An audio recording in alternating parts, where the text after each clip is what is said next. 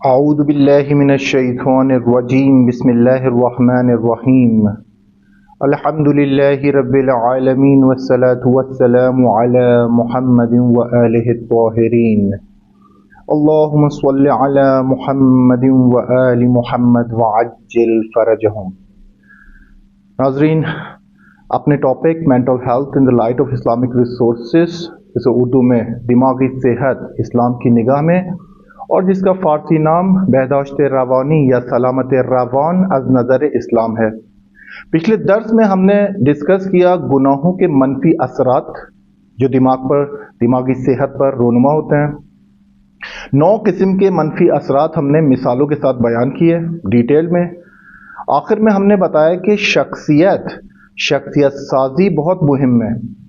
شخصیت سازی پر بہت تاکید کی ہم نے کہ اس کو لوگوں کے ہاتھوں میں کھلونا مت بنائیں، اور اس لیے بتایا کہ شخصیت کا ایک گہرا رابطہ ہے دماغی صحت سے، مینٹل ہیلتھ سے۔ تو یہ چیز شخصیت پر ہم نے تاکید کی کہ اس کو لوگوں کو کھلونا مت بننے دیں۔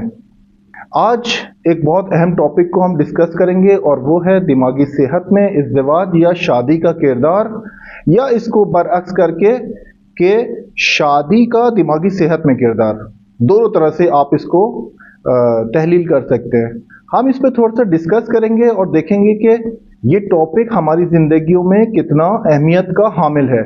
دیکھیے، شادی یا ازدواج درست ہے کہ 2 لوگوں کے درمیان ہوتا ہے، درست ہے کہ صرف اس میں 2 لوگ انوالو ہوتے ہیں۔ جب ہم کہتے ہیں ازدواج یا نکاح یا عقد یا شادی، تو اس سے 2 لوگ، 2 جنس مخالف ہمارے ذہن میں آتے ہیں۔ مگر ہم اپنے معاشروں میں، اپنے گھروں میں، اپنے خانوادوں میں، اپنے اعتراف میں، سوسائٹی میں دیکھتے ہیں کہ اس شادی کا ٹاپک سارے شعبوں کو اپنی لپیٹ میں لیا ہوا ہے، کوئی اس سے بچا ہوا نہیں ہے، نہ کوئی بچہ، نہ کوئی بوڑھا، نہ کام پر، نہ کالج یونیورسٹیز میں، نہ دوست احباب میں۔ کیوں؟ کیونکہ اتنا اہمیت کا حامل ہے یہ ٹاپک کے معاشرے کے سارے شعبوں کو اس نے اپنی لپیٹ میں لیا ہوا ہے۔ دیکھیں، دین اسلام نے ہمیں رہنمائی کرتے وقت نکاح کی طرف، شادی کی طرف، ازدواج کی طرف سوق دیا ہے، پش کیا ہے، اور بہت ساری روایات اور احادیث میں یہ مطلب آیا ہے کہ جس نے نکاح کیا اس نے اپنا آدھا دین مکمل کر لیا، اور باقی آدھا دین کے لیے اس کو تلاش اور محنت کرنی ہے۔ یا اسی طرح پیغمبر اکرم صلی اللہ علیہ وآلہ وسلم سے حدیث ہے کہ نکاح میری سنت ہے، اور جس نے اسے ترک کیا وہ مجھ سے نہیں یا میری امت سے نہیں۔ تو اس پہ زور دیا ہے، اس پہ فوکس کیا ہے دین اسلام نے اور اسلامی تعلیمات نے، اس لیے کہ یہ ٹاپک بھی اہم ہے اور یہ خود موضوع معاشرے کے بہت سارے شعبوں کو اپنی لپیٹ میں لیتا ہے۔ قرآن مجید میں جہاں پر مومنوں کی، آپ اس کو اس طرح سے دیکھیے کہ یہ شادی اور ازدواج اور نکاح اور عقد کا ٹاپک اتنا اہم ہے کہ جہاں پر قرآن کریم مومنوں کی صفات بیان کر رہا ہے تو اس نے اس ٹاپک کو بھی نہیں چھوڑا، یعنی اس صفات کو بھی۔ کہاں پر؟ سورہ مومنون میں، جہاں پر ساری صفات مومنوں کی بیان کی کہ یہ لوگ ایسے ہیں، یہ لوگ یہ کرتے ہیں، اور یہ لوگ یہ ایسے نہیں کرتے۔ وہاں پر قرآن کریم فرماتا ہے کہ بسم اللہ الرحمن الرحیم والذین هم لفروجہم حافظون، اور یہ مومنین اور یہ مومن وہ لوگ ہیں جو اپنے پاک دامنی کی حفاظت کرتے ہیں۔ یہ پاک دامنی خود کوڈ ہے، یہ قرآن کی اصطلاح میں شرم و حیا ہے۔ پاک دامنی سے مراد ہر کوئی جانتا ہے پاک دامنی کسے کہتے ہیں، یعنی اپنی شہوات جنسی کو اسیر نہیں ہوتے، شہوات جنسی کے امیر ہوتے ہیں، یعنی اس کو مدیریت کرتے ہیں، نہ کہ اس کے غلام بنتے ہیں۔ لفروجہم حافظون، یعنی یہ لوگ اپنے عفت، اپنی جنسی شہوات کے حافظ ہوتے ہیں، حفاظت کرتے ہیں۔ ٹھیک ہے، اس کے بعد والی آیت میں فرمایا کہ کنڈیشن لگائی، اور کنڈیشن لگا کے قرآن فرماتا ہے کہ الا علی ازواجہم او ما ملکت ایمانہم فانہم غیر ملومین، یعنی یہ لوگ اپنی پاک دامنی ظاہر کرتے ہیں، اپنی عفت کا مظاہرہ کرتے ہیں اور جنسی شہوات کو حفاظت میں رکھتے ہیں، اس پہ کنٹرول کرتے ہیں، مگر دو شرطیں لگائیں یہاں پر کہ اپنی ازواج سے یعنی اپنی بیویوں سے، اور وہ کنیزیں او ما ملکت ایمانہم، تو دو کنڈیشن لگا کے بولا کہ فَإِنَّهُمْ غَيْرُ مَلُومِينَ، ان کے لیے یہ دو کنڈیشن کے بارے میں جو حفاظت نہیں کریں ان کے لیے کوئی ملامت نہیں ہے، ان پہ کوئی گناہ نہیں ہے۔ پھر اس کے بعد فرمایا کہ فَمَنِ ابْتَغَى وَرَاءَ ذَلِكَ فَأُولَئِكَ هُمُ الْعَادُونَ۔ یہاں پر دیکھیے دقت کرنے کی ضرورت ہے کہ قرآن نے شادی اور نکاح اور عقد کے ٹاپک کو مومنوں کی صفات قرار دیا، اور مومنوں کی صفات میں کنڈیشن لگانے کے بعد کہ اپنی بیویاں یا کنیزیں، کہ آج کے دور میں کنیزیں حذف ہو گئیں کہ اس زمانے کی شرائط کے مطابق تھیں، آج ہمارے یہاں یہ شرائط نہیں ہے تو ہم اس کو ازواج یا بیویوں سے تعبیر کریں گے۔ پھر قرآن فرماتا ہے کہ جو بھی اس سے زیادہ چاہے فَمَنِ ابْتَغَى وَرَاءَ ذَلِكَ، یہ جو کنڈیشن ہم نے لگائی ہے، یہ جو فروجہم کی حفاظت ہے، یہ جو پاک دامنی کی حفاظت ہے، کنڈیشن کے بعد جو بھی اس سے زیادہ چاہے فراتر ہو کر اور گناہوں کے ذریعے اس شہوت جنسی کو استعمال میں لانا چاہے تو فَأُولَئِكَ هُمُ الْعَادُونَ، عاد کہتے ہیں حد سے تجاوز کرنے والے کو۔ قرآن کہہ رہا ہے کہ پس وہ لوگ حد سے تجاوز کرنے والے ہیں، تو جو بھی حد سے تجاوز کرے گا پھر وہ نار جہنم کا منتظر رہے۔ جب قرآن نے اس کی اہمیت کا یہاں پر بتایا اور حدیثوں اور روایات کے ذریعے ہم تک یہ بات پہنچی کہ یہ ٹاپک شادی کا، ازدواج کا مہم ہے اور مومنوں کی صفات میں سے ہے۔ اس سے پہلے والے ٹاپک میں اس سے پہلے والے درس میں ہم نے ڈسکس کیا گناہوں کے منفی اثرات، اس سے پہلے والے درس میں ہم نے ڈسکس کیا شیطان کے خطوات، شیطان کے حربے۔ تو یہ بھی شادی کا ٹاپک ایک بہت بڑے گناہ، ایک شہوت جنسی کو غیر مشروع طریقے سے، غیر شرعی طریقے سے جو بھی ارضا کرنا چاہے گا وہ حد سے تجاوز کرنے والا ہے، یعنی گنہگار ہے۔ پھر جب گناہ کرے گا تو اس کے اثرات سے بھی بچ نہیں سکتا۔ عزیزان دیکھیے، خدا نے انسان کو خلق کیا، انسان کو خلق کرنے کے بعد اس کی ضرورتوں کو آشکار کیا اور ان ضرورتوں کو پورا کرنے کے لیے ہدایتیں دیں، راستے بتائے، راہ مشخص کی۔ ایسا نہیں ہو سکتا کہ خدا ہمارے بدن میں، خدا ہمارے نیڈز میں، ضرورتوں میں ایک چیز کو رکھے اور پھر دیواریں کھڑی کر دے کہ میں نے یہ نیڈز رکھی ہیں اور تمہیں ان تک پہنچنے بھی نہیں دوں گا۔ ہم نے ڈسکس کیا پہلے والے درسوں میں کہ ضرورت تک نہ پہنچنا، اس کے بیچ میں معنی یا ہرڈل کا آ جانا یا کسی چیز کا سد معبر ہو جانا، یہ ہماری دماغی صحت اور مینٹل ہیلتھ کو بری طرح افیکٹ کرتا ہے۔ تو خدا نے جب ہم میں ضرورت رکھی ہے، دیکھیں جنسی شہوت ہر انسان کی ضرورت ہے، کم و زیاد، مگر ہر انسان کی ضرورت ہے۔ جب ہر انسان کی ضرورت ہے تو ہم کہتے ہیں کہ دین اسلام جب دین کامل ہے تو پھر ہمیں کیوں راستہ نہیں بتاتا؟ راستہ بتایا ہے اس ضرورت کو پورا کرنے کے لیے ازدواج، یعنی شرعی طریقے سے، مشروع طریقے سے جنسی روابط کا قائم کرنا، اور اس کے پھر مثبت اثرات بھی ہیں، اس کے بہت زیادہ مثبت اثرات ہیں۔ مگر ابھی یہی ٹاپک کو اگر آپ نکال دیں، یعنی مشروعیت کو نکال دیں، تو پھر گناہ رہ جاتا ہے پیچھے اور ہمارا دماغی توازن خراب۔ تو یہاں پر جنسی نیاز ہر انسان کی ضرورت ہے اور ازدواج یا شادی اس کا رائے حل ہے۔ دیکھیں سائیکالوجی میں اس کو ازدواج کے نام سے جانا نہیں جاتا، ویسٹرن کلچرز میں، ویسٹرن سوسائٹیز میں وہاں پر شادی ہے، وہاں پر روابط ہے. وہ کہتے ہیں کہ جب آپ کی یہ ضرورت اٹھے تو اس ضرورت کو پورا کرو. وہاں پر بعض اوقات حد بندی نہیں کی جاتی، مگر دین اسلام نے یا اسلامک سائیکالوجی نے جب آپ کو یہ بتایا کہ آپ کی یہ ضرورت ہے تو پھر اس کی حد بندی بھی، اس کی ریڈ لائنز بھی مشخص کی ہیں.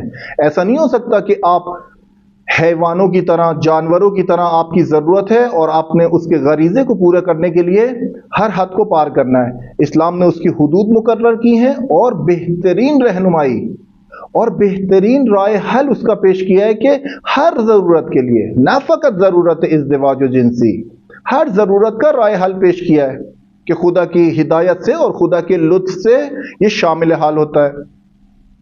سائیکالوجی کے اس شعبوں میں عزیزان ایک شعبہ ہے فیملی کاؤنسلنگ، مشاورہ خانوادے. فیملی کاؤنسلنگ کا شعبہ ہے، اور فیملی کاؤنسلنگ کے شعبے میں ایک جو بہت مہم آج ضرورت پیدا ہو گئی ہے خاص طور پر اسلامی معاشروں میں، وہ ہے مشورہ قبل از ازدواج. کیونکہ بہت سی تحقیقات اور بہت سی آزمائشیں اور پجوہشیں اس بات کی طرف نشاندہی کر چکی ہیں کہ یہ جو معاشرے میں بہت سارے منکرات جنم لے رہے ہیں، بہت سارے اختلافات خانوادے میں جنم لے رہے ہیں، خاندانوں میں، یہ ازدواج کی نہ ہونے کی وجہ سے ہے یا پھر ازدواج کے ہونے کی وجہ سے، کہ ہم اس کو ابھی لیٹر آن ڈسکس کریں گے کہ ازدواج ہونا بھی دماغی صحت پر منفی اثرات ڈالتا ہے اور ازدواج کا ہونا مثبت اثرات ڈالتا ہے. تو یہ کنڈیشن یا ملاک یا اس کا محور کیا ہے؟ یہاں پر سائیکالوجی میں جو فیملی کاؤنسلنگ ہے، جو قبل از ازدواج مشورہ دیتی ہے، یعنی وہ لوگ جو شادی کرنا چاہتے ہیں ایک دوسرے سے، وہ فیملی کاؤنسلنگ کی طرف رجوع کرتے ہیں، اور ان کے شارٹ کورسز ہیں اور اس کو پری میرج شارٹ کورس یا مشورہ قبل از ازدواج کے نام سے جانا جاتا ہے. اس میں وہ 4 طرح کے محور بتاتے ہیں، 4 طرح کے محور ڈسکس کرتے ہیں جو کہ اس کی منیمم ریکوائرمنٹ ہے. یعنی 4 طرح کا بلوغ 2 جنس مخالف کے اندر ہونا چاہیے تو شادی کی طرف آپ رجوع کریں. اس میں سے ایک ہے بلوغ جنسی. بلوغ جنسی یعنی اسلامی تعلیمات کے مطابق لڑکا جو ہے وہ 15 سال قمری اور لڑکی 9 سال قمری. اس کو قمری اس لیے کہتے ہیں کہ قمری تاریخیں میلادی اور انگلش تاریخوں سے اور شمسی تاریخوں سے اوپر نیچے ہوتی ہے. تو قمری کی شرط لگا کر اس کو بتایا کہ 15 سال لڑکا اور 9 سال لڑکی. مگر ہم یہ دیکھتے ہیں کہ ہر معاشرے میں شادی کرنے کی ایج اور شادی کرنے کی سن وہ مختلف ہے. جو بھی معاشرے میں رواج ہے، جو بھی معاشرے میں بہنجار ہے، مناسب ہے، آپ اس کے تحت عمل کریں گے. آپ فی الحال ہمارے آج کے معاشروں میں کبھی نہیں دیکھیں گے کہ 9 سال کی لڑکی کی شادی ہو گئی. حالانکہ بہت زیادہ کوئی سنتی اور بہت زیادہ کوئی الٹریٹ کوئی کلچر ہوگا تو اس میں، یا پھر یہ کہ یہ 15 سال لڑکا اور 9 سال کی لڑکی، یہ ان کے اندر یہ چاروں محور بلوغ کے موجود ہوں. کیونکہ یہ چاروں محور اس سن میں ہونا، اس ایج میں آنا ایک بہت استثنائی اور ایکسیپشنل کیس ہے. اسی لیے ہم رجوع کرتے ہیں کہ میجورٹی کو دیکھیں کہ معاشرے میں کیا چیز رائج ہے. ہر معاشرہ اور ہر کلچر اور ہر سوسائٹی اپنی سوسائٹی کے مطابق اس ایج کو اپنی نظر میں رکھے. بلوغ جنسی میں فکری انحراف کا شکار ہونا، اس کو کہتے ہیں کہ بلوغ جنسی ٹھیک ہے آپ کی ایج ہو گئی ہے، مگر آپ کیا فکری انحراف کا شکار تو نہیں ہے؟ آپ کی نگاہ میں ازدواج یا شادی کوئی ایسا عمل تو نہیں ہے جو کہ بہت ہی آپ لائٹ لے رہے ہیں اور بہت ہی زیادہ سادہ عمل لے رہے ہیں. کم سے کم بلوغ جنسی میں اس شخص کا یہ ماننا ہونا چاہیے کہ یہ رابطہ جنسی جو برقرار ہوگا شادی کے بعد، یہ عالی ہے، اخلاقی ہے، غیر اخلاقی نہیں ہے. ہمارے یہاں اگر کوئی انسان اپنی نیڈ کو ظاہر کرے اپنے والد سے، والدہ سے، تو اس کو کیا کہتے ہیں؟ اس کو کہتے ہیں شرم آنی چاہیے تمہیں. بڑا بھائی بیٹھا ہے، بڑی بہن بیٹھی ہے، اور تم اپنی شادی کی بات کر رہے ہو. تو ہمارے معاشروں میں افتخار اور شرم کا معیار پلٹ دیا گیا ہے. یعنی جن چیزوں پر ہمیں فخر ہونا چاہیے تھا ان چیزوں پر ہم شرم کرتے ہیں، اور جن چیزوں پر شرم و حیا کرنی چاہیے تھی ان چیزوں پر افتخار کر رہے ہیں، کہ یہ بھی شیطان کے ایک حربوں میں سے ہے جو ہماری سوسائٹی میں آج بہت زیادہ آشکار ہے. اس کے بعد بلوغ عاطفی ہے. بلوغ عاطفی یعنی وہی احساسات اور جذبات. یعنی یہ انسان جو شادی کر رہا ہے یا شادی کرنا چاہتا ہے، یہ بلوغ عاطفی کو پہنچ گیا ہے، بلوغ جنسی پر پہنچ گیا ہے. درست ہے، اس کی ایج اس مرحلے میں داخل ہو گئی ہے کہ اس کو ایک جنسی رابطے کی ضرورت ہے. مگر کیا بلوغ عاطفی میں بھی داخل ہوا ہے؟ بلوغ عاطفی میں بہت سارے مفاہیم کو مشاورے قبل از ازدواج یا پری میرج کاؤنسلنگ میں ڈسکس کیا جاتا ہے. یعنی یہ دیکھا جاتا ہے کہ اس انسان میں بلوغ عاطفی اور احساسات و جذبات کس نوعیت کے ہیں. مثال کے طور پہ ایک دوسرے کی درست پہچان. یہ جو دو لوگ شادی کرنا چاہ رہے ہیں، ان دونوں کی آپس میں درست پہچان، ایک دوسرے کو پہچاننا، شناخت کرنا. اس کے بعد ہے درک کرنا. ادراک کیسا ہے؟ دونوں کا ادراک ایک ہے یا نہیں؟ لذت کو یہ کس معنی میں دیکھ رہا ہے؟ لذت موقتی یا لذت ابدی؟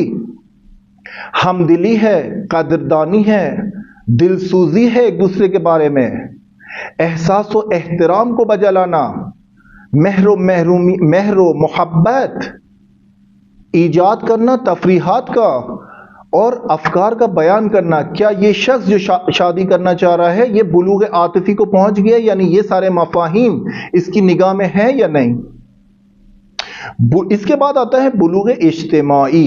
بلوغ اجتماعی یعنی یہ انسان جامعی میں، معاشرت میں، معاشرے میں اپنی مہارتوں کو جانتا ہے یا نہیں. بلوغ اجتماعی میں یعنی اس کو یہ پتہ ہے کہ اپنی قابلیتوں کو جانتا ہے، اپنی قابلیتوں کو کیسے بروئے کار لا کر معاشرے میں کوئی مثبت کردار ادا کر سکتا ہے، یا احساس مسئولیت رکھتا ہے یا نہیں، یا بچگانہ حرکت کرتا ہے، بچگانہ دماغ رکھتا ہے.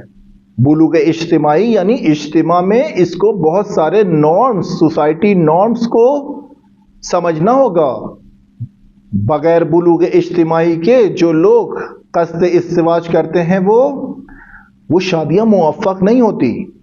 تو بلوغ اجتماعی ضروری ہے، اپنی احساس مسئولیت کرنا کہ میں شادی کر رہا ہوں، میں ازدواج کر رہا ہوں اور مجھ پر مسئولیت آئے گی، فرزند ہے، اس کے بعد اخراجات ہیں اور پھر بہت سارے مسائل. تو اس کے بعد بلوغ اجتماعی کو بہت اہمیت دی گئی ہے. بلوغ اجتماعی کے بعد آخری جو چوتھا محور سائیکالوجی یا مشاورے قبل از ازدواج ڈسکس کرتا ہے وہ ہے بلوغ اقتصادی. کیا یہ شخص بلوغ اقتصادی کو بھی پہنچا ہوا ہے؟ بلوغ اقتصادی کو کچھ لوگ بہت زیادہ افراط کرتے ہیں. بلوغ اقتصادی یہ نہیں ہے کہ آپ کے پاس اتنا پیسہ ہو، گڈ انف پیسہ ہو کہ آپ کو شادی کے پاس کسی مشکل کا سامنا نہیں کرنا پڑے گا. یہ غلط ہے، اور اسلام نے بھی ہماری اس کی طرف رہنمائی کی ہے کہ جو لوگ اس چکر میں پڑ جاتے ہیں کہ میری اچھی جاب ہو، میرا پاس اتنا بینک بیلنس ہو، اتنی میرے پاس سیونگز ہوں، گاڑی ہو، گھر ہو، گھر کو کرائے پہ لینے کے لیے پیسے ہوں، یہ انسان شادی سے پیچھے رہ جاتا ہے، عقب رہ جاتا ہے. بلوغ اقتصادی کو غلط تعریف کرتے ہیں. بلوغ اقتصادی یعنی یہ لقمہ حرام، یہ حرام کام کرنا، حرام کاسبی کرنا، یا بہت سارے غیر شرعی راستوں سے پیسہ کما کے اپنی شادی شدہ زندگی میں لانا، اس کو جانتا ہو کہ یہ لقمہ حرام کیا ہے. اس کے بعد پیسوں کی ضرورت. دیکھیں پیسوں کی ضرورت ہے، مگر پیسوں کی پوجا کرنا غلط ہے. پیسوں کو اتنا آپ اپنے دماغ پر سوار کر لیں کہ آپ شادی کی طرف سوچ کے بھی آپ کو خوف آئے. یہ بھی شیطان کے ایک حربوں میں سے ہے کہ وہ چھوٹے چھوٹے آپ کی ضرورتیں اور چھوٹے چھوٹی آپ کی نیڈ سے ایک بڑا جن بناتا ہے، اور وہ جن بنا کے آپ کو ڈراتا ہے. چاہے وہ کوئی بھی کام ہو، مگر شادی اور ازدواج اور نکاح کے معاملے میں یہ शैतान अपना किरदार अच्छी तरह अता करता है, यानी पैसों को इस कदर बड़ा करके आपको दिखाएगा कि आप शादी की तरफ जाए ना। अभी आप देखें कि 30 साल 35 साल ये लड़का शादी नहीं कर रहा, क्यों? क्योंकि अभी इसका इंक्रीमेंट नहीं लगा है, क्योंकि अभी इसकी जॉब परमानेंट नहीं हुई है, क्योंकि अभी इसके पास सेविंग नहीं है, क्योंकि अभी इसकी शराइत नहीं है। तो ये जरूरत जिनसी कहां से पूरा कर रहा है? बहरहाल इसको अभी आके डिस्कस करेंगे। तो यहां पर हमने 4 महवर बताए कि 4 महवर कब्ल अज़ इज़्दिवाज, इज़्दिवाज को मुवफ़्फ़क़ियत तक पहुंचाने के लिए 4 महवर को मुशावरे कब्ल अज़ इज़्दिवाज, यानी मशवरा। जब फैमिली काउंसलर के पास जाते हैं तो साइकोलॉजिस्ट आपको इन महवर और बहुत सारे और इंफॉर्मेशन, बहुत सारी मुफीद इंफॉर्मेशन आपको देता है, यानी जिनकी तरफ मुमकिन नहीं है कि 2 जवान जो अभी पुख्ता नहीं है, जिंदगी में तजुर्बा नहीं रखते, बहुत सारे मसाइल उनके सामने नहीं हैं, ये साइकोलॉजिस्ट मशवरा कब्ल अज़ इज़्दिवाज में उनके बारे में आगाही देता है कि जो आगाही बहुत ज़रूरत है हमें कब्ल अज़ इज़्दिवाज। क्यों? क्योंकि यही आगाही का ना होना शादी के बाद प्रॉब्लम्स क्रिएट करता है, और वो प्रॉब्लम्स फिर इंसान की ज़हन पे, उसकी मेंटल हेल्थ पे असर अंदाज होती हैं। तो 4 महवर बुलूग जिनसी, बुलूग आतिफी, बुलूग इज्तिमाई और बुलूग इख्तिसादी, ये 4 मुहिम तरीन महवर हैं मशवरा देने के कब्ल अज़ इज़्दिवाज, ये देखने के ये इज़्दिवाज मुवफ़्फ़क़ होगा, कामयाब होगा या नाकाम। अजीज़ान देखिए, हम बहुत सारे मुआशरों में कुछ रसूमात देखते हैं, कुछ आदाब देखते हैं, और उनमें से देखते हैं कि ये आदाब खूब है तो उसको ले लेते हैं, अगर ये देखते हैं कि कुछ आदाब बद हैं तो उसको छोड़ देते हैं। ईरान में, आपकी इत्तला के लिए बता रहा हूँ, ये आगाही के लिए, कि ईरान में शादी से रिलेटेड, इज़्दिवाज से रिलेटेड, जहाँ पर मशवरा कब्ल अज़ इज़्दिवाज बहुत ज़्यादा आम है, बहुत ज़्यादा आम है। क्यों आम है? क्योंकि यहाँ पर तलाक का रेशो बहुत बढ़ा हुआ है। जब तलाक का रेशो बहुत बढ़ गया है तो फैमिली, लड़के की और लड़के की, ये उनको बोलते हैं कि बाद में तलाक लेने से अच्छा है कि पहले किसी मुशाविर के पास जाओ, पहले किसी फैमिली काउंसलर के पास जाओ, किसी साइकोलॉजिस्ट के पास जाके वो आगाही लो, क्योंकि कोई भी काम बगैर आगाही के अपने अंजाम तक नहीं पाता।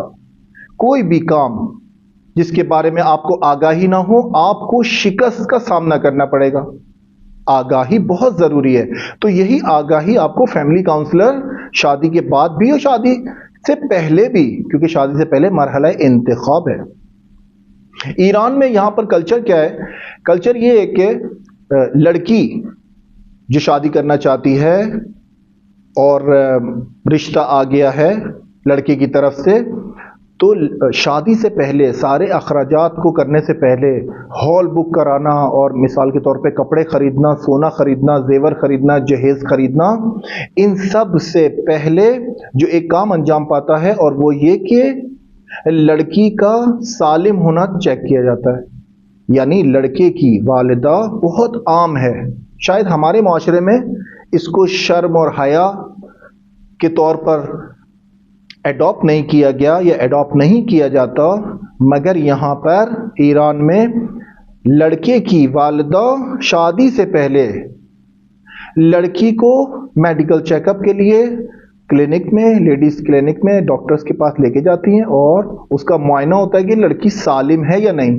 हालांकि मैं इसकी डिटेल में नहीं जा रहा, सिर्फ इतना सलामत को बयान कर दूं कि लड़की का सालिम होना यानी ये चेक करना कि ये लड़की जो दावा कर रही है, या इसकी फैमिली जो दावा कर रही है कि ये कंवारी है, ये चेक करना कि शादी से पहले इसका किसी और मर्द के साथ जिनसी रवाबित थे या नहीं। लड़की का सालिम होना यानी ये, यानी अगर लड़की सालिम नहीं है तो यहां पर इज़्दिवाज वहीं पर खत्म हो जाता है, वहीं पर आगे नहीं बढ़ता प्रोसेस। क्योंकि जो इंसान इद्दिआ कर रहा है, जो इंसान कह रहा है कि मेरी शादी नहीं हुई भी और मैं कंवारी हूं, तो उसके लिए ये सलामत यानी लड़की का सालिम होना बहुत ज़रूरी है। यानी उसको ये देखा जाना, मेडिकल चेकअप में ये चेक किया जाना कि اس سے پہلے یہ کسی اور سے جنسی روابط میں تو نہیں تھی، کیونکہ اس کے بہت منفی اثرات ہیں شادی پر. وہ شادی کسی کامیابی کے درجوں پر نہیں پہنچتی جہاں پر لڑکی سالم نہ ہو، دعویٰ سلامت کا کرے اور سالم نہ ہو.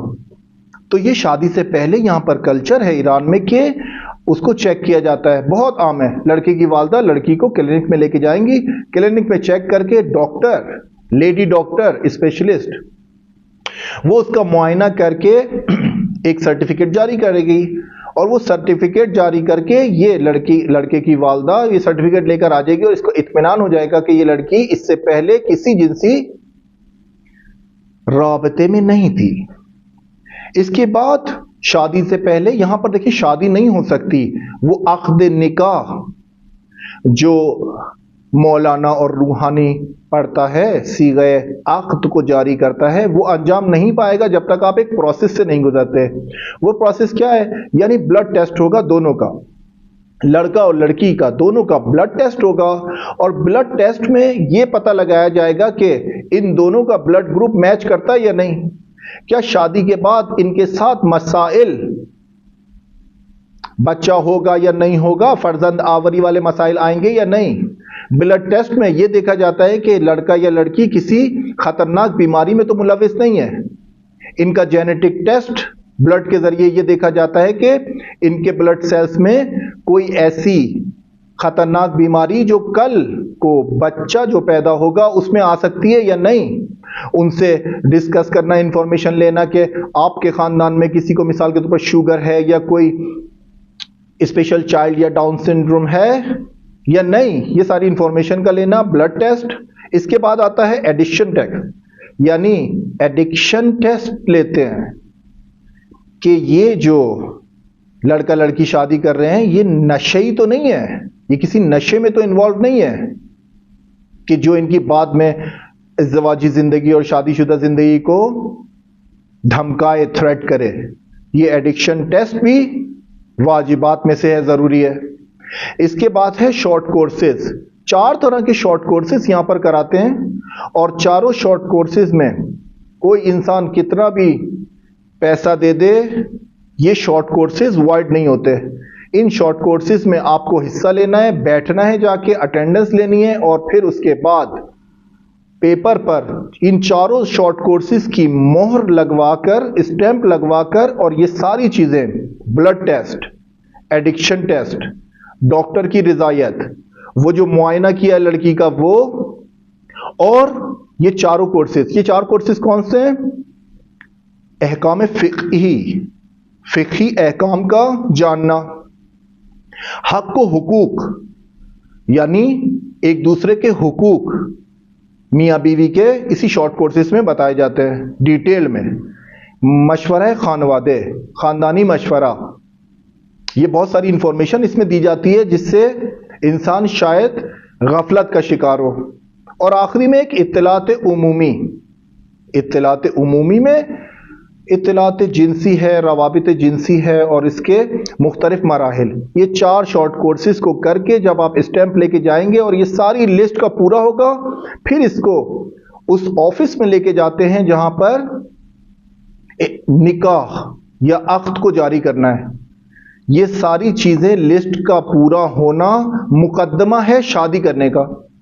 تو یہ بہت اچھا فرہنگ ہے، یہ اچھا کلچر ہے، یہ رسم اچھی ہے، اس کو ایڈاپٹ کرنا چاہیے کہ اس سے بہت سارے وہ مسائل جو ہمارے معاشرے میں ہیں کہ مثال کے طور پہ وہ بیماری ہے، وہ نشئی تھا، اس نے بتایا نہیں، وہ بچہ نہیں ہو رہا، اس کے بلڈ میں بیماری تھی اور ہمیں بتایا نہیں گیا، اور مثال کے طور پہ لڑکی سالم نہیں تھی اور ہم سے جھوٹ بولا گیا. یہ سارے مسائل ختم ہو جاتے ہیں شادی سے پہلے. یعنی کوئی خرچہ آپ کا نہیں ہوا اور آپ ایک نتیجے پہ پہنچ گئے کہ میں شادی اس سے کروں یا نہیں، میں اس خاندان سے وصلت رکھوں یا نہیں.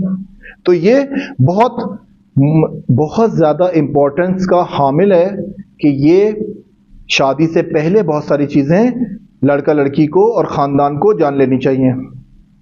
کیونکہ اگر یہ لڑکی کا سلامت ہونا یا یہ لڑکی کا سالم ہونا ثابت نہیں ہوا، عزیزان، اگر لڑکا اور لڑکی شادی سے پہلے غیر مشروع روابط جنسی میں ملوث ہوں تو یہ شادی کے بعد خطرناک نتائج کا انتظار کریں. خطرناک ترین نتائج آئیں گے. یعنی وہ عواطف اور وہ رابطے شادی سے پہلے اگر کسی اور کے ساتھ قائم ہو چکے ہوں تو دوسرے فرد کے ساتھ شادی کرنا یعنی خطروں سے کھیلنا. یہ خطرناک ہے. اس کو حساسیت دکھائیں، جدی لیں اور اس کے بارے میں تدبیر کریں کہ یہ جو چیزیں یہاں پر بتائی ہیں، یعنی ایران میں جو کلچر رائج ہے، کیا دیکھیں ہم اپنی سوسائٹیز میں، اپنے معاشرے میں اس کو امپلیمنٹ کر سکتے ہیں یا نہیں. چھوٹے پیمانے پہ ہوں یا بڑے پیمانے پہ فرق نہیں پڑتا. فرق اس سے پڑتا ہے کہ بہت سارے چیزیں، بہت سارے اخراجات، کتنی ایسی شادیاں آپ جانتے ہیں اور میں جانتا ہوں کہ جو 1 مہینے بعد، 2 مہینے بعد اور 6 مہینے بعد ختم ہو گئیں، کیونکہ وہ اطلاع دی نہیں گئی تھی. کسی کا کہنا یہ ہے کہ مثال کے طور پہ لڑکی کا دعویٰ یہ ہے مجھے الگ گھر لو، میں آپ کے ماں باپ کے ساتھ نہیں رہوں گی. یا یہ دعویٰ ہے کہ مثال کے طور پہ یہ بندہ نشئی ہے، یہ نشہ کرتا ہے. یا لڑکی کا یہ دعویٰ ہے کہ مجھے جو ہے وہ ایسا گھر لے کے دو. یہ ساری ڈسکشن شادی سے پہلے مشورہ قبل از ازدواج پری میرج کورس میں حل ہو جانی چاہیے تھی. کیونکہ ہماری رس نہیں ہے، اسی لیے یہ انسان اس نتیجے پہ پہنچا ہے کہ اب طلاق ہوگی. یہ کہاں رہنا ہے اور کیسے رہنا ہے اور کیا کرنا ہے کیا نہیں کرنا، یہ ساری چیزیں دو انسان کے بیچ میں شادی سے پہلے ان اخراجات کو انجام دینے سے پہلے، لاکھوں روپے برباد کرنے سے پہلے عزیزان ساری چیزوں کی انفارمیشن آگاہی دے دیں، سب چیزوں کی آگاہی دے دیں تاکہ بعد میں یہ مسائل نہ ہوں. آپ شادی سے پہلے لڑکی سے پوچھ لیں کہ آپ ہمارے ساتھ رہنا چاہتی ہو یا اپنے شوہر کے ساتھ الگ گھر میں. اگر وہ کہے کہ میں اپنے شوہر کے ساتھ الگ گھر میں رہنا چاہتی ہوں اور آپ کے یہ آداب و رسومات کے خلاف ہے تو آپ اقدام ہی نہ کریں، آپ شادی کی طرف جائیں نہ، آپ خرچ ہی نہ کریں. ساری چیزوں کو اللہ واسطے اللہ توکل کیوں چھوڑتے ہیں؟ اللہ توکل چھوڑنا یہ بہت سارے منفی اثرات بعد میں لے کر آتا ہے. جو ہم نے شروع میں کہا کہ ایک شادی بظاہر ہمیں 2 لوگوں کا وصلت لگتی ہے، مگر یہ سارے خانوادے کو، سارے خاندان کو، ہمسایوں کو، معاشرے کو، اقتصاد کو، ہر چیز کو اپنی لپیٹ میں لیا ہوا ہے. لاکھوں روپے خرچ کر کے شادی کرتے ہیں اور 2 مہینے 3 مہینے 1 سال بعد ختم ہو جاتی ہے. کیوں جناب؟ 2 سال بعد لڑکی کلیم کر رہی ہے کہ مثال کے طور پہ بچہ نہیں ہو رہا. کیوں؟ یہ شخص اس نے بلڈ ٹیسٹ کیوں نہیں کروایا؟ آپ کے لیے تو بچہ اتنا مہم تھا تو آپ نے شادی سے پہلے بلڈ ٹیسٹ کیوں نہیں کروایا کہ اس کو علمی طور پر جانچ پڑتال کر لیتے کہ سیلز اوکے ہیں یا نہیں. شادی کے بعد آپ جاتے ہیں ڈاکٹرز کے پاس اور کہتے ہیں کہ بچہ نہیں ہو رہا. فرزند آوری کے مسائل بہت مہم ہیں کیونکہ ایک اہداف ازدواج میں سے ہے فرزند آوری، یعنی فیملی پلاننگ کرنا یہ ایک اہداف میں سے. اس کے بعد انسان کو ایک ہدف ملتا ہے، اس کے بعد انسان کو ایک عاطفی رابطہ برقرار ہوتا ہے، اور یہی ازدواج کا ایک مہم ترین ہدف بھی ہے. تو جب آپ کے لیے اتنا حساس تھا کہ آپ آج طلاق لینے کے در پہ ہو گئی ہیں تو آپ نے پہلے اس کی تدبیر کیوں نہ کی؟ پہلے اس کے بارے میں جانچ پڑتال کیوں نہیں کی؟ تو یہاں پر بہت ضروری ہے کہ اس کے بارے میں تدابیر کی جائے، چھوٹے پیمانے پہ ہوں یا بڑے پیمانے پہ. ایک فیملی بھی اگر اس کے بارے میں سوچے تو یہ معاشرے میں کم تدریجی طور پہ رائج ہو کر ہمیں اس کے مثبت اثرات دکھنا شروع ہو جائیں گے. تو سوال یہ ہے کہ شروع کہاں سے ہو؟ اس کے بعد ایک آتا ہے ٹاپک شادی میں ہی انتخاب، سلیکشن. کس کا انتخاب کرنا ہے؟ انتخاب میں دماغی صحت کا ٹھیک ہونا ضروری ہے یا نہیں؟ ایک انسان جو ذہنی سلامتی نہیں رکھتا، ذہنی طور پر پختہ نہیں ہے، یہ صحیح انتخاب کر سکتا ہے یا نہیں؟ ایک انسان جو نہ بلوغیت اقتصادی کو پہنچا ہوا ہے، بلوغت اجتماعی کو یا بلوغ عاطفی کو نہیں پہنچا ہوا، یہ انتخاب صحیح کر سکتا ہے یا نہیں؟ سلیکشن کر سکتا ہے اپنی شریک حیات کا؟ یا اس طرف لڑکی اگر ان بلوغ کی طرف متوجہ نہیں ہے، اجتماعی، عاطفی، اقتصادی، تو کیا یہ صحیح انتخاب کر سکتی ہے یا نہیں؟ ساری چیزیں تو جنسی نہیں ہے، ساری چیزیں تو بلوغ جنسی نہیں ہے. بلوغ جنسی کے بعد آپ کب تک وہ کریں گے؟ 2 ماہ 6 ماہ 1 سال بعد جنسی آپ کی ضرورت پوری ہو گئی. اب آپ کو مسائل ہیں کس کے؟ اجتماعی. اب آپ کو مسائل ہیں اخلاقی. اب آپ کو مسائلوں کا سامنا ہے اقتصادی. اس کے بعد آپ کیا کریں گے؟ یہ کچھ کماتا نہیں ہے، یہ پڑا رہتا ہے اور طلاق لے لوں گی. تو اگر آپ کے لیے مہم تھا تو شادی سے پہلے کیوں متوجہ نہیں ہوئی اس کے بارے میں؟ یہ خانوادوں کو، خاندان میں جو بڑے ہیں یا جو ہماری فیملی ممبرز ہیں، والدہ والد اور جو بھی، ہر خاندان میں ایک بڑا ہوتا ہے نا، ایک چودھری ہوتا ہے، ایک سیٹھ. ایک سیٹھ ہر خاندان میں ہوتا ہے. دادا ہوتے ہیں، پھپھا ہوتے ہیں، ماموں ہوتے ہیں. ہمارے معاشرے میں یہ لوگ سیٹھ ہیں. تو یہ سیٹھ پہلے تو اس کو چیک کریں کہ اس کے اندر قابلیت ہے کہ یہ جج کر سکے لڑکی کو یا لڑکے کو. اگر اس کے اندر قابلیت ہے تو پھر اس کی بات کو مانیں. اگر اس کے اندر قابلیت نہیں ہے، یہ سیٹھ اور یہ پھپھا چچا جو بڑے بنے ہوئے خاندان کے، ان کی خود کی ذہنی صحت اور دماغی صحت ٹھیک نہیں ہے. تو جب دماغی صحت ٹھیک نہیں ہے تو ان سے مشورہ لینا بھی بیکار ہے. مشورہ لینے کے لیے ہمیشہ اسپیشلسٹ کے پاس جائیں جو اس کام کا ماہر ہے اور تجربہ کار ہے. جب آپ کو ہارٹ اٹیک ہوتا ہے، جب آپ کی شوگر ہائی ہوتی ہے، جب آپ کا بلڈ پریشر ہائی ہوتا ہے، تو آپ اس چچا ماموں کے پاس نہیں جاتے پوچھنے کے کیا کریں. آپ فوراً بھاگتے ہیں اسپیشلسٹ کے پاس، ڈاکٹرز کے پاس. اسی لیے جب آپ کو خطر ہو دماغی صحت کا، جب آپ کو انتخاب کرنا ہو، جب آپ کو شادی سے منسلک مراحل کو طے کرنا ہو، تو چچا پپا کو سائڈ پہ کریں، ان کا احترام رکھیں اور آپ رجوع کریں فیملی کاؤنسلر سے اور سائیکالوجسٹ سے جس کے پاس تجربہ ہے، روزمرہ کے مسائل ہیں، اس کا پالا پڑتا ہے ان چیزوں سے. وہ آپ کو بہتر طریقے سے گائیڈ کر سکتا ہے. وہ اسپیشلسٹ ہے، اس نے اپنی زندگی لگائی ہے، سالیانے سال اس نے پڑھا ہے، اس کا تجربہ ہے اس کام میں. اس کی انفارمیشن سے استفادہ کریں، آگاہی لیں اس سے. چچا پھپھا ماموں اپنی جگہ احترام رکھیں ان کا، مگر نہ ان کے ہاں پہ زیادہ بلیو کریں نہ ان کی نا پر. احترام اپنی جگہ، احترام ان کا رکھیں، بڑے ہیں خاندان کے. اور اخلاقی تقاضوں میں آپ کہیں کہ آپ ٹھیک کہہ رہے ہیں، مگر ہم ایک اسپیشلسٹ کی رائے بھی لینا چاہتے ہیں، ہم ایک سائیکالوجسٹ کی رائے لینا چاہتے ہیں، فیملی کاؤنسلر سے 4 سے 5 سیشنز کرنا چاہتے ہیں، جس سے ہمیں یہ پتہ لگے کہ یہ مرحلہ کسی انجام تک پہنچے گا یا نہیں. استخاروں سے تو نہیں پہنچتے آپ. استخارہ کر کے کتنے لوگوں کی زندگیاں برباد ہوئی ہیں آپ جانتے ہیں نا. اپنے اعتراف میں بھی دیکھا ہوگا کہ آپ نے استخارہ کیا اور استخارہ خوب آیا، استخارہ خوب آیا اور 6 مہینے کے بعد طلاق ہو گئی. یا آپ نے یہ دیکھا ہے کہ استخارہ برا آیا تھا اور استخارہ برا آنے کے بعد ابھی کوئی 60-65 سال ہے اور ہنسی خوشی زندگی گزار رہے ہیں. تو استخارہ تو بہت سارے مسائل حل نہیں کرتا. آپ کو اللہ نے آپ کو عقل دی ہے، انسان حامل عقل ہے. تو جب عقل آپ کو دیے تو آپ تحقیق کریں، مشورہ کریں اسپیشلسٹ سے، خدا سے خیر بھی مانگیں. استخارہ خدا سے خیر طلب کریں.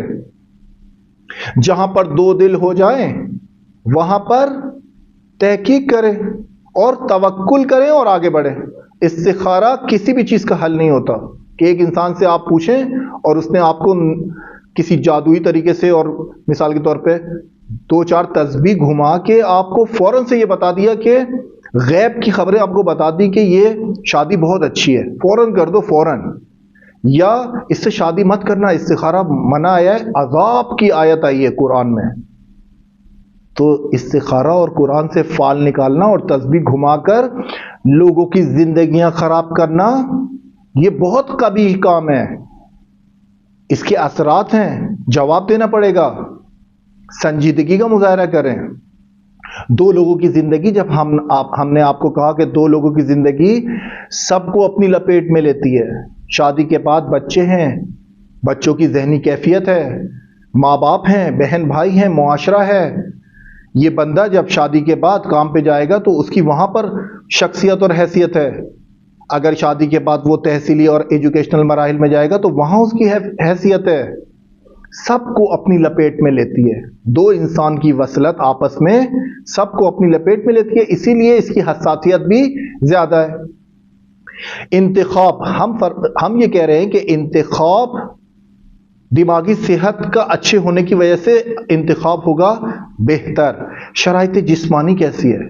شرائط ذہنی، عقلی، اجتماعی، اقتصادی، اخلاقی، یہ ساری شرائط کو دیکھیں گے انتخاب میں یا نہیں؟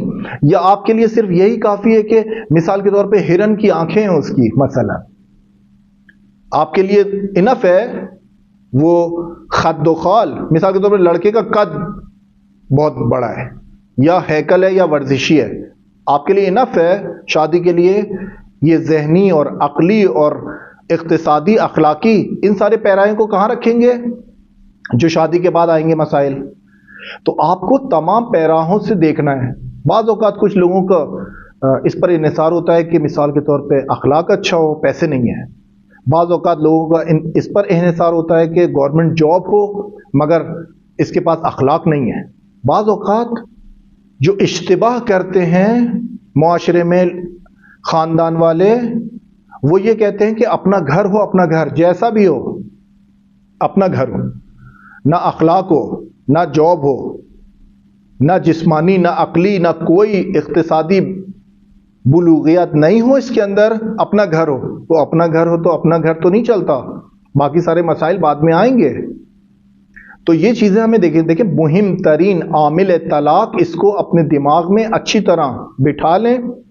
وہ لوگ جو شادی کرنا چاہتے ہیں، وہ لوگ جو شادی کر چکے ہیں تو وہ ان باتوں کو بہت اچھی طرح جھیل رہے ہیں.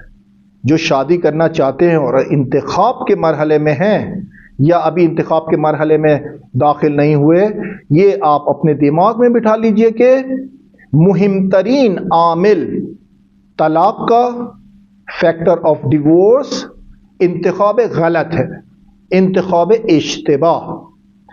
جب آپ انتخاب اشتباہ اور انتخاب غلط کرتے ہیں تو پھر اس کے اثرات آپ کی زندگی میں کم کم تدریجاً رونما شروع ہوتے ہیں اور پھر یہ ناموفقیت یا ناکامیابی کی طرف قدم بڑھتا ہے. اسی ازدواج کا، اسی نکاح کا یا شادی کا. یہ دیکھا جاتا ہے کہ انتخاب میں اہداف کیا ہیں اس شادی کے، ہدف کیا ہے؟ جنسی. اگر ہدف فقط جنسی ہو، اگر ہدف فقط جنسی ضرورت ہو تو یہ ضرورت پوری ہو جائے گی. اس کے بعد کیا کریں گے؟ یہ ضرورت فیو منتھس میں، 1 سال میں، 2 سال میں کامل ارضا ہو جاتی ہے. اس کے بعد انسان سوچتا ہے کہ اخلاق کیسا ہے اس کا، پیسے، آئندہ، فیوچر، گھر، کرایہ، ڈپازٹ، یہ سارے مسائل آتے ہیں نا. تو پھر اہداف پہلے مشخص ہونے چاہیے کہ شادی کا ہدف کیا ہے. شادی کا ہدف بہت سارے اہداف ہیں، جن میں سے ایک ہے گناہ سے بچنا اور دماغی صحت کو اس کے اپنے اسٹیٹ میں، اچھے ساؤنڈ اسٹیٹ میں رکھنا. کیونکہ جو انسان شادی کی ضرورت کو پہنچ جاتا ہے، یعنی جنسی روابط کی ضرورت کو پہنچ جاتا ہے اور وہ پھر وقفہ آتا ہے اس کی اور شادی کے بیچ میں، اس کی دماغی صحت ٹھیک نہیں ہوتی. دیکھیں بہت سارے ہمارے معاشرے میں لوگ ہیں شادی کر کے باہر ملک چلے جاتے ہیں، دبئی، سعودی عرب، یورپ چلے جاتے ہیں نا، شادیاں کر کے یورپ چلے گئے. اب یہ انسان 1 سال میں 1 دفعہ آ رہا ہے اپنی فیملی کے پاس، 1 سال میں 1 چکر لگا رہا ہے.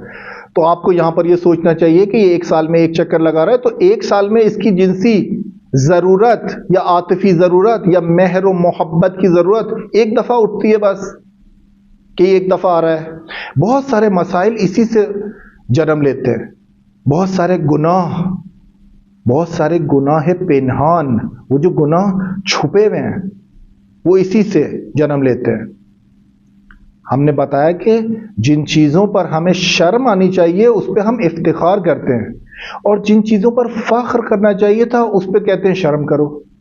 تو یہ جو سوسائٹی میں الٹ دیا گیا ہے معیار، اس کو دیکھنا پڑے گا کہ یہ کیوں الٹا گیا ہے. آیا کوئی ایسا ہے جو اس معیار کو اپنی جگہ پہ واپس لائے؟ آیا ہم اس کے بارے میں ڈسکشن کرتے ہیں، آگاہی دیتے ہیں یا نہیں؟ آیا آپ تک ریلیجیس اسکالرز کے ذریعے یہ آگاہی پہنچتی ہے یا نہیں کہ ان معیار کو اپنی جگہ پر واپس لانا ہے؟ ایک انسان کی جنسی ضرورت ہے اور وہ ایک سال میں اس کی ایک دفعہ جنسی ضرورت ابھرتی ہے شادی کے بعد، اور آج کے دور میں جب معاشرہ ٹیلی ویژن کے ذریعے، موبائل کے ذریعے، باہر سڑکوں پر، روڈوں پر ان کے ذریعے جب تحریک آمیز عوامل ہیں، اس کے بعد اس کی ایک سال میں ایک دفعہ اس محبت اس کی جاگتی ہے اور یہ پھر رجوع کرتا ہے اپنے خاندان کی طرف۔ عزیزان، اس کو دماغ میں رکھ لیں کہ یہ ضرورت اس کی ایک سال میں ایک دفعہ نہیں اٹھتی ہے، بار بار اٹھتی ہے، مگر یہ انسان گناہ کا شکار ہے، مگر یہ انسان ایک ایسے گناہ کا شکار ہے، ممکن ہے گناہ استمنا کا شکار ہو، ممکن ہے گناہ خود ارضائی کا شکار ہو، اس کی شرائط زندگی اور اس کے اقتصادی حالات اسے اجازت نہ دیتے ہوں کہ یہ اپنے خاندان سے اپنی بیوی کے ذریعے اپنی بیوی کے پاس رہے یا بیوی کو اپنے پاس بلائے، یا ہر مہینے رجوع کرے اپنے خاندان سے۔ تو جب یہ اس کی شرائط سے اجازت نہیں دیتی اور جنسی ضرورتیں بھی ہیں، تو پھر خدا نہ کرے کہ انسان ایک ایسے گناہ کی طرف راغب ہو جائے جو خود ارضائی یا استمنا کہلاتا ہے، یعنی خود کو خود سے لذت دینا۔ یہ ایک بہت بڑی، دیکھیں اس گناہ میں، درست ہے یہ گناہ تنہائی کا ہے، درست ہے یہ گناہ اس کو کوئی دیکھ نہیں رہا، مگر یاد رکھیں کہ ہم نے اس سے پہلے والے درس میں گناہ کو نافرمانی خدا قرار دیا اور گناہ کے منفی اثرات بھی ہیں۔ تو جب یہ انسان ممکن ہے اگر استمنا اور خود ارضائی کا شکار ہو، تو اس تنہائی میں جو ناظر ہے وہی شاہد بھی ہے، جو ناظر ہے یعنی خداوند متعال ناظر ہے، دیکھ رہا ہے، اور شاہد بھی ہے یعنی وٹنس بھی ہے، جو ناظر ہے وہی وٹنس ہے۔ تو آپ اس کو سنجیدہ لیں، نہ جائیں اس طرف کہ آپ ایسے فشار روانی اور فشار جنسی میں آئیں کہ گناہ کی طرف رغبت ہو۔ تدبیر کریں، پلاننگ کریں، اور پلاننگ کے ذریعے یہ مسائل حل ہو سکتے ہیں۔ ہر مسئلہ پلاننگ کے ذریعے حل ہو سکتا ہے، اور اسلام نے ہمیں رہنمائی کی ہے، اس کی طرف ہدایت بھی فراہم کی ہے۔ اس کے بعد ہم نے بتایا کہ ازدواج، ہدف کیا ہے ازدواج کا، بنیاد کیا ہے ازدواج کی، صداقت ہے یا جھوٹ، سچ بولنا ہے یا جھوٹ، یعنی وہی جو ہم نے بتایا کہ ایک لڑکی یا لڑکا بنیاد میں ہی جھوٹ بولے کہ میں مثال کے طور پہ سالم ہوں اور بعد میں پتہ لگے کہ سالم نہیں ہے، یا تحصیلات میں، ایجوکیشن میں آپ یہ دیکھیں کہ لڑکا بولے کہ میں ڈاکٹر ہوں اور شادی کے بعد پتہ لگے کہ میٹرک پاس بھی نہیں ہے، تو مسائل آئیں گے یا نہیں آئیں گے؟ بنیاد کس پہ رکھ رہے ہیں، جھوٹ پر یا صداقت پر؟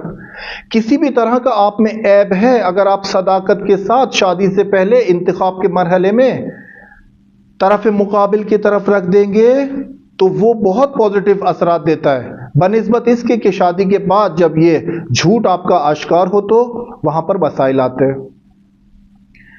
اگر ہدف، ہم نے بولا کہ اگر ہدف صرف جنسی ہے تو بہت جلد آپ کو مسائل کا سامنا کرنا پڑے گا، بہت جلد۔ اگر ہدف ازدواج کا فقط و فقط جنسی ہو، صرف جنسی، کوئی اور اس میں صرف جنسی اور وہ محبت اور عاشقانہ اور ہندی بازی، وہی ہرن کی آنکھیں، اور تمہیں دیکھ کے مثال کے طور پہ ایسا محسوس ہوتا ہے اور ویسا محسوس ہوتا ہے۔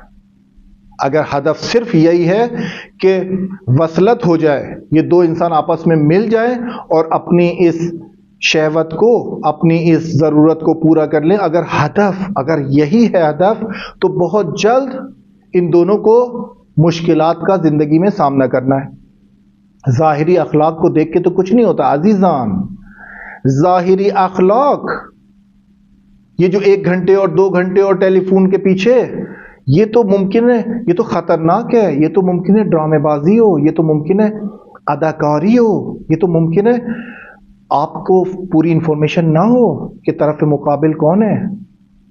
کیونکہ یہ جو مشورہ قبل از ازدواج ہے، پری میرج کورس، اس میں اس بات کو بھی اجاگر کیا جاتا ہے کہ انسان بد اخلاقی کا مظاہرہ، سب سے زیادہ بد اخلاقی کا مظاہرہ اپنے گھر میں انجام دیتا ہے، اور باہر اپنی پرسنالٹی کو، اپنے چہرے پر ایک نقاب ڈالتا ہے اور پھر باہر آتا ہے، گھر پہ آ کے یہ نقاب اتارتا ہے تو اس کی اصلیت.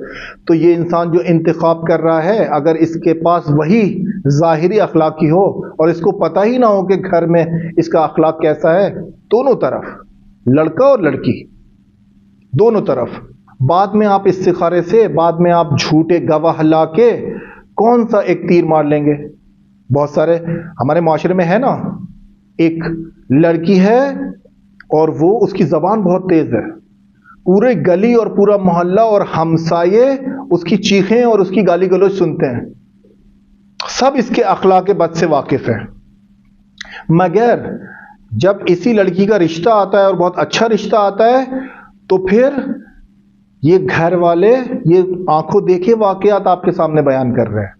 تو یہی لڑکی کے گھر والے پڑوسیوں میں، ہمسایوں میں، گلی محلے میں بتاتے ہیں کہ آپ کو خدا کا واسطہ ہے کہ بولنا کہ ہماری لڑکی بہت اچھی ہے، کیونکہ ہم اس سے جان چھڑانا چاہ رہے ہیں، ہمارے حلق میں پھنس گئی ہے، یہ اس کا اخلاق، اس کے روابط، اس کی دوستیاں ہمارے غلط میں پھنس گئی ہیں. اب ہم چاہ رہے ہیں کہ اس سے جان چھڑائیں.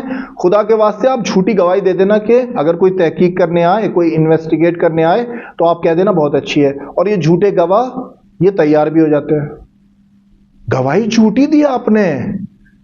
اور اگر آگے جا کے ان کے ساتھ ذہنی مسائل، جسمی مسائل، دماغی صحت کے مسائل، مینٹل ہیلتھ کے مسائل، بچوں کے ساتھ کچھ بھی مسائل آئیں، یہ سارے لوگ اس میں گناہ میں شریک ہیں، جنہوں نے جھوٹی گواہی دی کہ بہت اچھی ہے.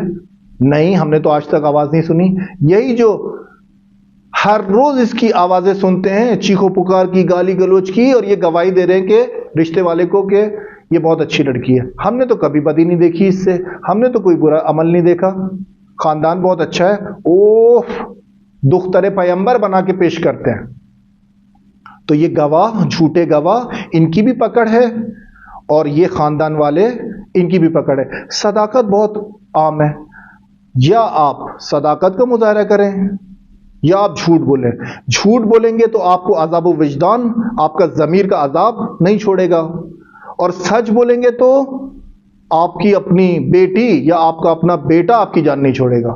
تو آپ صداقت کے پیچھے جائیں، بھلے آپ کی پروفٹ میں اور منفعت میں نہیں ہے، صادق بنیں، صادق بنیں، اور اسی اخلاق بد کو ٹھیک کرنا چاہیں، اسی اخلاق کو سدھاریں، اسی اپنے بیٹے کا یا بیٹی کا اخلاق کو نارمل کریں، اسپیشلسٹ کے ذریعے، مشاور کے ذریعے، کاؤنسلر کے ذریعے، سائیکالوجسٹ کے ذریعے. بہت سارے مسائل کو ڈیل کرنا بہت ضروری ہے، بجائے یہ کہ ہم جھوٹ کا سہارا لیں اور جھوٹے گواہوں کا سہارا لیں. انتخاب بہت مہم ہے عزیزان، انتخاب کرنا، اور انتخاب کے اندر سارے وہ محور اور وہ مفاہیم جو شادی کے بعد ہمیں مشکلات کا سامنا کرنا پڑ سکتا ہے، اس کو دیکھیں. اس کی مثال لیں، آپ لیپ ٹاپ لینے جاتے ہیں، جب آپ کو لیپ ٹاپ لینا ہے، آپ کو کوئی الیکٹرک ڈیوائس لینی ہے، آپ کو ضرورت ہے اس کی، آپ کو ضرورت پیش آ گئی ہے، اور آپ نے فوراً، آپ کی ضرورت فوری ہے، اور آپ نے اس کا انتخاب کرنا ہے فوری، تو آپ اس کی اسپیسیفیکیشنز پر نگاہ نہیں ڈالتے. یعنی آپ بازار جا کر سوال جواب نہیں کرتے، آپ بازار جا کر یا شاپ پر جا کر اس سے اسپیسیفیکیشنز کے بارے میں نہیں پوچھتے کہ اس کی ہارڈ ڈرائیو کتنی ہے، اس کی ریم کتنی ہے، اس کے اندر کتنی قابلیت ہے، یہ کتنا لوڈ اٹھا سکتی ہے مشین. یہی لیپ ٹاپ، اس کے اندر گرافک کارڈ ہے یا نہیں، کیونکہ میری ضرورت گرافکس کی ہے، مجھے 3D اینیمیشن پہ کام کرنا ہے. آپ کی جب ضرورت فوری ہے مگر آپ فوری لیپ ٹاپ کا انتخاب نہیں کر کے گھر لاتے، آپ اس کی اسپیسیفکیشنز پر، آپ اس کے ظاہری لیپ ٹاپ کے ظاہری اس کی اسکرین اور اس کی چمک دھمک اور اس کا کی بورڈ، اس سے تو آپ کا حل نہیں ہوتا انتخاب، اس کے اندر کیا ہے۔ اسی طرح انتخاب میں بھی لڑکا اور لڑکی بھلے ان کی ضرورت فوری ہو، بھلے انہیں ایسا لگے کہ فوری ہمیں اس میں انوالو ہونا ہے، ہم گناہ کا شکار ہو جائیں گے، مگر وہ فوریت بھی کم سے کم اس کی ضرورتوں کا ایک خط و خال، اس کی اسپیسیفکیشن، ہر انسان کی اپنی اسپیسیفکیشن ہے نا، ہر انسان اس کی اخلاقی اسپیسیفکیشن ہے، اس کا اسٹریس لیول ہے، اس کا اخلاق ہے، اس کے اقتصاد ہے، پیسہ ہے۔ ہر انسان، ممکن ہے ایک لڑکی بہت زیادہ پرخرج ہو، بہت زیادہ خرچہ کرنے والی ہو، اور یہ ایسے شخص کا انتخاب کرے جس کے پاس پیسے کم ہیں، تو اس نے ایسا ہی ہے جیسے پینٹیم 1 کا انتخاب کیا ہے اپنے 3D اینیمیشن کے کام کے لیے۔ پینٹیم 1 یعنی وہ قدیمی ترین کمپیوٹر، وہ قدیمی ترین لیپ ٹاپ، وہ ڈیل کے لیپ ٹاپ موٹے موٹے قدیمی 20 سال پرانے، اس کی ضرورت پیسوں سے حل ہوگی۔ اگر پیسے اس شخص کے پاس نہ ہوئے تو شادی کے بعد مشکلات مراحل آئیں گے، اور اتنے ایمان اور مومن بہت کم ہوتے ہیں جو ایک دوسرے سے ڈسکس کر کے تھوڑا سا وہ نیچے آئے اور تھوڑا سا یہ نیچے آ کے زندگی کو آگے بڑھائے۔ یہ استثنائی حالت ہے۔ ہم جس بارے میں بات کر رہے ہیں وہ ہے عمومی اور میجورٹی کی باتیں۔ ممکن ہے اس لیکچر کو سننے کے بعد آپ کو لگے کہ یہ تو بہت زیادہ عام نہیں ہے، مثال کے طور پہ میں نے دیکھا ہے ایک بندہ وہ ایسا ہے اور وہ ویسا ہے، وہ استثنائی ہے، وہ ایکسیپشنل کیسز ہیں۔ ہم بات کر رہے ہیں میجورٹی، جن پر تحقیقات ہوئی ہیں کہ 70 سے 80% لوگ، 90% لوگ شادی کے بعد ان چیزوں کا شکار ہوتے ہیں، ان مسائل کا شکار ہوتے ہیں۔ وہ جو 5 اور 10% ہیں، ہم ان کے بارے میں بات ہی نہیں کر رہے، وہ تو اللہ والے ہیں، وہ تو خدائی ہیں، وہ تو رحمت خدا کے سائے میں ہیں، ان کی دماغی صحت بہت اچھی ہے، وہ تو مینٹل ہیلتھ کے اچھے درجے پر ہیں، وہ تو دونوں ہی عاقل اور بالغ اور سمجھدار ہیں۔ وہ 5 اور 10% کو ہم بحث نہیں کر رہے، ہمارا آگاہی دینے کا مقصد میجورٹی کو ہے، یعنی 95% آف پیپل جن چیزوں کا شکار ہیں۔ تو ہم نے ڈسکس کیا کہ انتخاب مہم ہے۔ اگر انتخاب اشتباہ کیا تو عزیزان طلاق حتمی ہے، دیر یا جلدی طلاق حتمی ہے، یعنی ایک عامل ہے مہم ترین، بزرگ ترین انتخاب غلط کا، جلدی۔ یہ دیکھیں ایران میں ایک جہاں پر ہم نے ان کا ایک اچھا رسم بیان کی شادی سے پہلے کی، یہاں پر ایک نقص بھی بیان کر دیں کہ معاشرے میں آج بہت زیادہ رائج ہے۔ ایک طلاق عاطفی کے نام سے ایک اصطلاح ہے جو بہت زیادہ رائج ہو رہی ہے، طلاق عاطفی۔ طلاق عاطفی کیا ہے؟ عاطفے یعنی اس کو کہتے ہیں یہی جذبات اور احساسات اور مہر و محبت اور احترام اور ساتھ رہنا اور ایک دوسرے کی مدد کرنا اور دل سوزی اور دل گرمی اور ہمدلی، یہ سارے مفاہیم ہیں کس کے؟ عاطفے کے، عواطف کے۔ طلاق عاطفی ایرانی معاشرے میں آج کم بہت زیادہ پروان چڑھی ہے، کم، اور یہ اصطلاح اتنی عام ہوئی ہے کہ کتابوں میں اس کے بارے میں سائیکالوجسٹ، فیملی کاؤنسلر، ان کے پاس یہ سارے مورد، یہ سارے کیسز آ رہے ہیں۔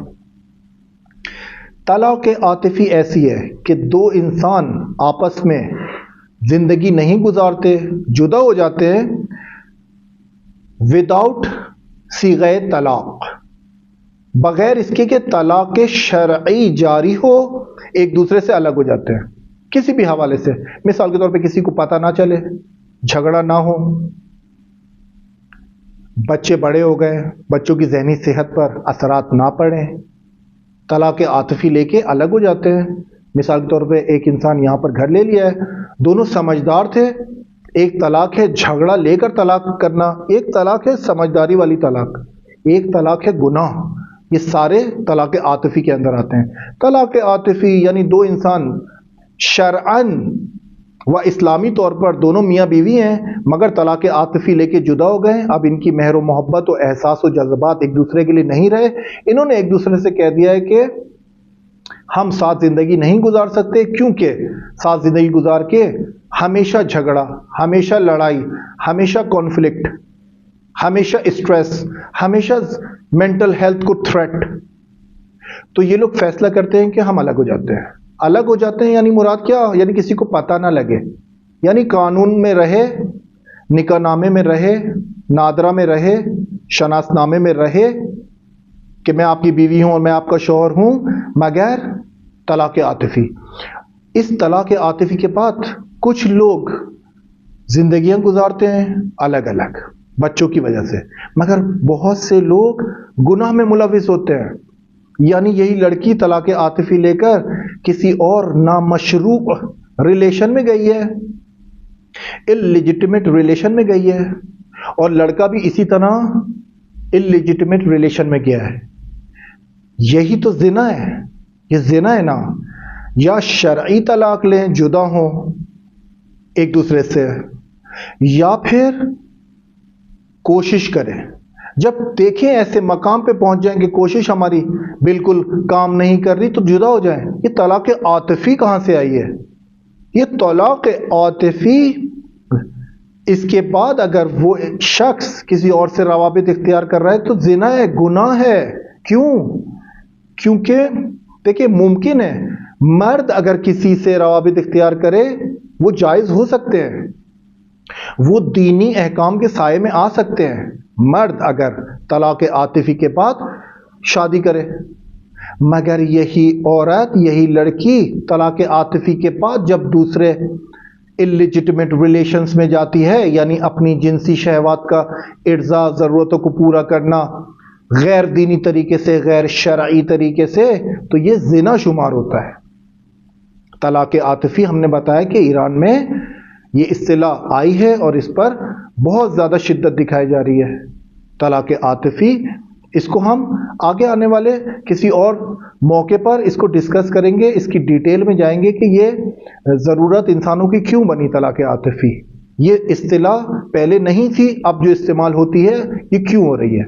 آخری میں ہم اس بات کو فوکس کر رہے ہیں، اس بات پر زور دے رہے ہیں، عزیزان تاکید کر رہے ہیں کہ اگر لڑکا اور لڑکی، یہ والدین کو نصیحت ہے، یہ والدین کو، لڑکی کے والدین اور لڑکے کے والدین، اگر آپ دیکھیں کہ آپ کا بیٹا اور بیٹی جوان ہو چکے ہیں اور ان کے ہاتھ میں ساری ٹیکنالوجیز ہیں اور وہ باہر بھی جاتے ہیں، وہ آزاد بھی ہیں، ان کو آپ نے گاڑی بھی لے کے دی ہے، ان کو آپ نے اچھا موبائل بھی لے کے دیا ہے، موبائل میں نیٹ بھی ہے اور وہ موبائل میں کوڈ بھی لگاتے ہیں اور شادی کی طرف رغبت نہیں دکھاتے، یعنی شادی کا نام نہیں لیتے، یہی جوان، یہ 18 19 20 اس دورانیے میں 18 19 20 21 یعنی 25 سال سے پہلے 24-25 سال سے پہلے اگر آپ کا بیٹا اور بیٹی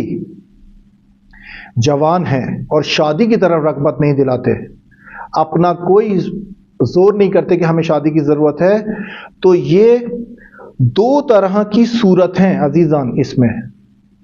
ایک صورت یہ ہے کہ یہ ولی اللہ ہیں، یہ ولی اللہ ہیں کیونکہ گناہ نہیں کر رہے نا، شادی کی ضرورت بھی نہیں ہے، جوان بھی ہو چکے ہیں، اپنی شہوت جنسی کو مدیریت کرتے ہیں، مینیج کرتے ہیں اور گناہ بھی انجام نہیں دیتے، تو پھر یہ ولی اللہ ہے۔ یہ ایک صورت، ایک اس میں سے کنڈیشن یہ ہے کہ ولی اللہ ہیں، یہ آپ ان سے دعائیں کروائیں، ان کی دعائیں مستجاب ہوں گی، 100% مستجاب ہوں گی۔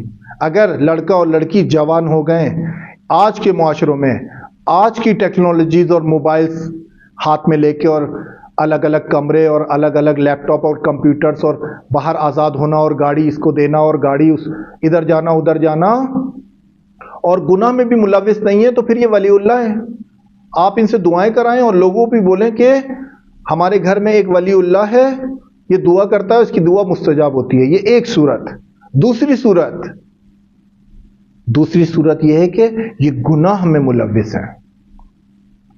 دوسری صورت یہ ہے کہ یہ گناہ کر رہے ہیں، یہ اپنی جنسی ضرورتوں کا ارضاء کر رہے ہیں مختلف حوالوں سے، مختلف ذریعوں سے۔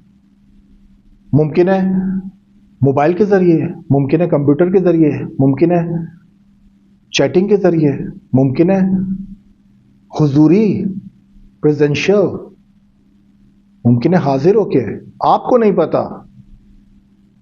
اگر یہ دو صورتوں سے ہٹ کے کوئی صورت ہو تو وہ غیر منطقی ہے، غیر منطقی۔ یا یہ شخص ولی اللہ ہے جو جوان ہو گیا ہے، نہ شادی کرتا ہے نہ گناہ، یہ ولی اللہ ہے، فوراً اس کا ایک آپ جو ہے نا ایک کمرہ بنائیں جہاں پر لوگ آ کے اس سے دعائیں کرائیں۔ یا اگر ایسا نہیں کراتے تو یہ شخص گناہ میں ملوث ہے، یہ لڑکا اور یہ لڑکی یہ گناہ میں ملوث ہے، آشکارا یا پنہان نہیں ہو سکتا۔ یعنی تحقیق، علم، تجربہ، معاشرہ، یہ سارے لوگ اسی بات کی طرف رہنمائی کرتے ہیں کہ یا یہ شخص ولی اللہ ہے یا گنہگار، نہیں ہو سکتا، یعنی پاسبل نہیں ہے۔ ہم 2000-3000 سال پہلے کی بات نہیں کر رہے، آج کی بات کر رہے ہیں۔ آج کے شرائط، آج کی سوسائٹی کی شرائط، آج کی ٹیکنالوجی ہر انسان کے ہاتھ میں۔ شیطان کا قوی ہونا، ایک دشمن قسم خوردے، ایسا دشمن جس نے قسم کھائی ہے کہ لَأُغْوِيَنَّهُمْ أَجْمَعِينَ، میں سب کو گمراہ کروں گا، بہکاؤں گا۔ تو یہ آپ کے لڑکے اور آپ کی لڑکی کو بھی شیطان نے چھوڑنا نہیں ہے اور نہیں چھوڑتا۔ جو لوگ اس سے آنکھیں چرائے ہوئے ہیں وہ خود فریبی کا شکار ہے، اپنے آپ کو دھوکہ دیتے ہیں۔ والدین اپنے آپ کو دھوکہ دیتے ہیں کہ ہماری معاشرے میں عزت بچی رہے، معاشرے میں عزت بچ جائے اور خدا کے سامنے آپ کی عزت خراب ہو جائے۔ یہ آپ راضی ہیں اس سے؟ یہ راضی ہیں آپ اس کیفیت سے کہ سارے لوگ آپ سے راضی ہوں اور خدا ناراض؟